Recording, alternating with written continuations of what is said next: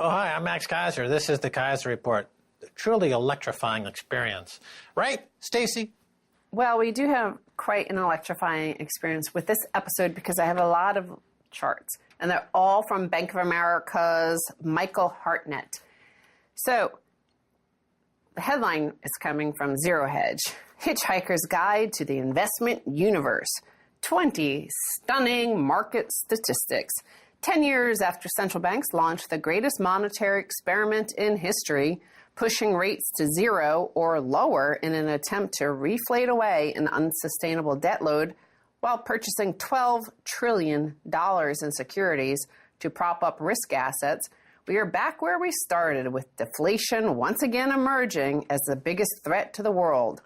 Over $10 trillion in sovereign bonds yielding below 0%, and after a disastrous attempt at renormalizing monetary policy, the market is convinced the Fed will cut rates in the coming months.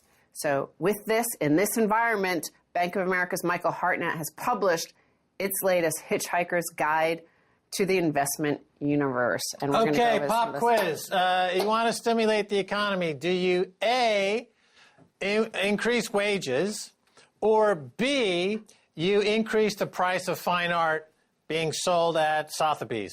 That's the question. The Federal Reserve Bank and all central banks around the world choose B.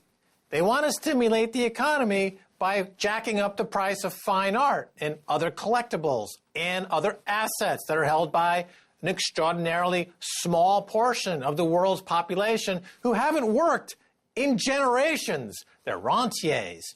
They are the neo-feudal class. They are the kleptocracy. But the Fed and the central banks around the world don't seem to understand either A, how the economy works, or B, that if they keep kowtowing to a very small group of larcenists, they're going to get torched. Well, part of the issue is that governments themselves have abdicated any responsibility or concern for their populations. And they've basically delegated authority over the economy to the central bank. And the central bank can only implement monetary policy. And monetary policy can only be executed through their member banks. So that's why all the very wealthy continue to get very wealthier. The central bank can't send money to the ordinary person, like the likes of, say, Steve Keen and his policy of quantitative easing for the people. That has to be done through fiscal policy. Remember when George W. Bush sent out checks to every American, like $600, which I never got mine, by the way. I got mine. I got mine. Where is my money? Reagan. Anyway, Reagan was long before George W. Bush. But so that's why it's only going to the top. In the meantime, the bottom is not, is basically relative to the top, which is taking off and, rising further and further away from. I have a comment. Yeah, I'm going to talk about the debt load that is then piling up because the bottom is not able to basically participate in the economy. And we'll come to your comment after at least one chart, okay? Because I promised people charts. $175 trillion, current value of global financial assets, which is 2 times the size of the global GDP. Wall Street is still too big to fail. The total value of global stocks and bonds outstanding has jumped by 8-fold since 1990, from 23 trillion to 175 trillion today. Global asset values are 2 times the size of the global economy. Global asset values fell in 2018 from 180 trillion to 175 trillion. So everything kind of starts in 1990, and you see the debt rise from 23 trillion to 175 trillion. Mm-hmm. What's your comment? Well, you say that the governments have abdicated their role in managing the economy. They've outsourced it to the Fed, and they only see things in terms of the monetarist lens.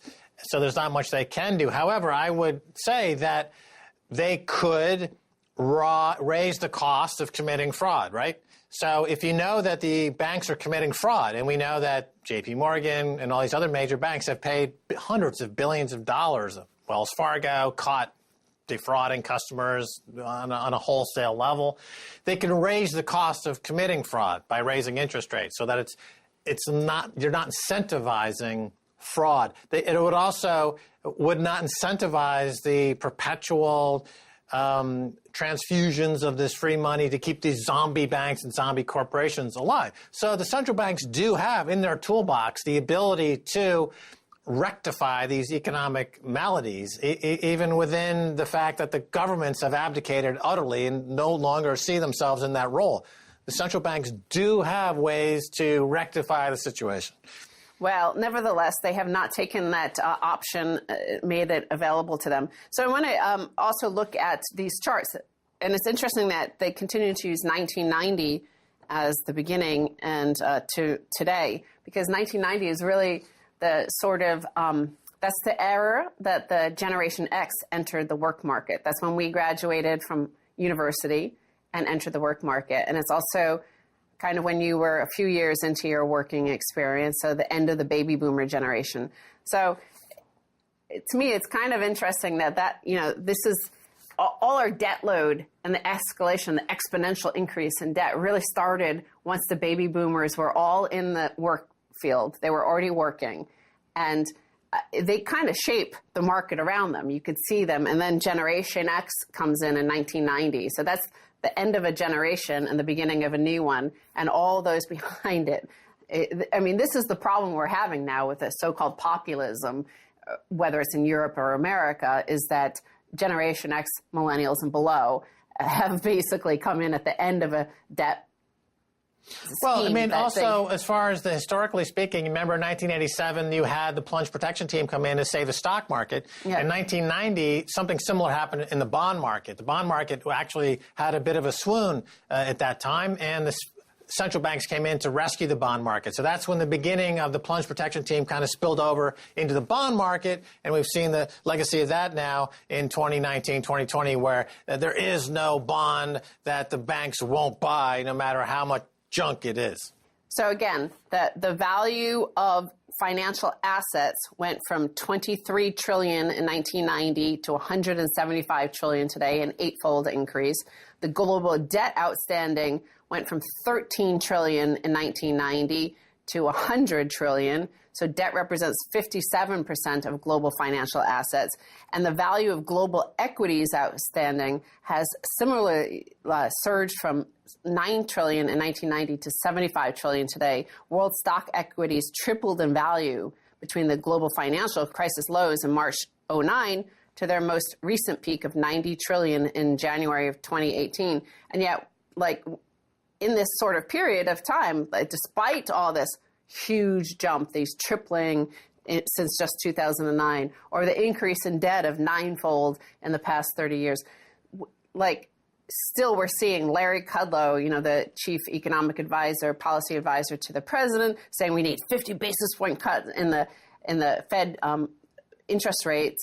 So, why the panic if we're booming and everything looks like boom time, the charts look like boom time, and manufacturing is increasing, and construction, real estate construction is increasing. So why the panic, and why do we need even lower rates?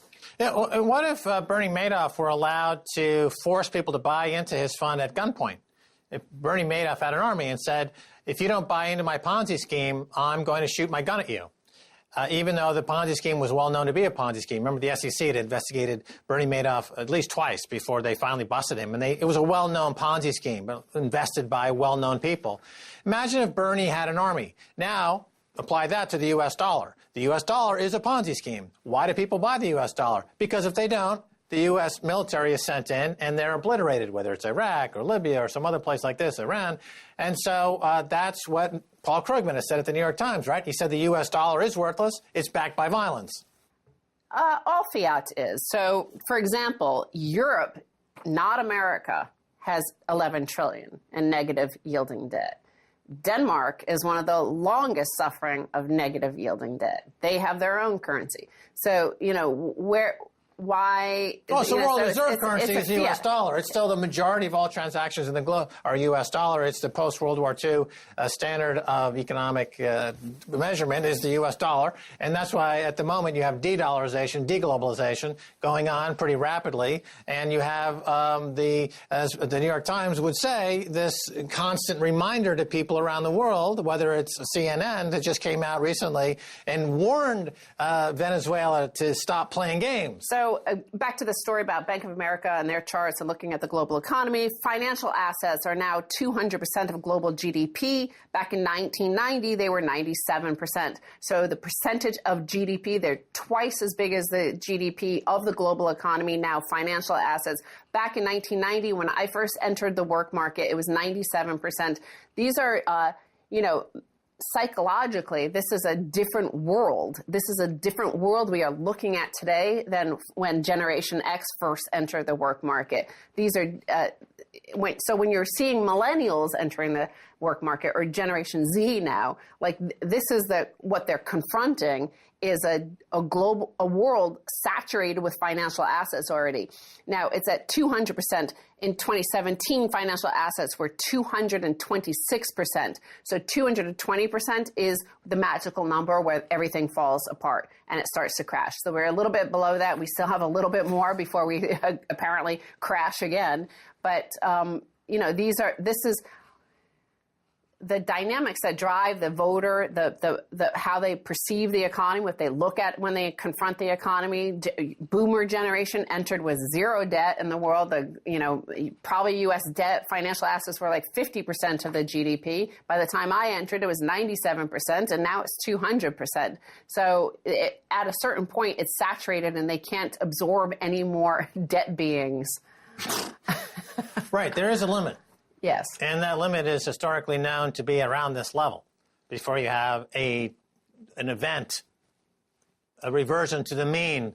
And you know what has reverted to the mean is the dot-com bubble. You were a participant in the first Are you saying reverted to the meme or reverted to the mean? I think you said meme, which is interesting given this is what year is it? I forget. Continue. So the past 10 years have witnessed the second great bull market in technology in the past 25 years. In 2018, tech and e-commerce sectors accounted for 26% of total market cap.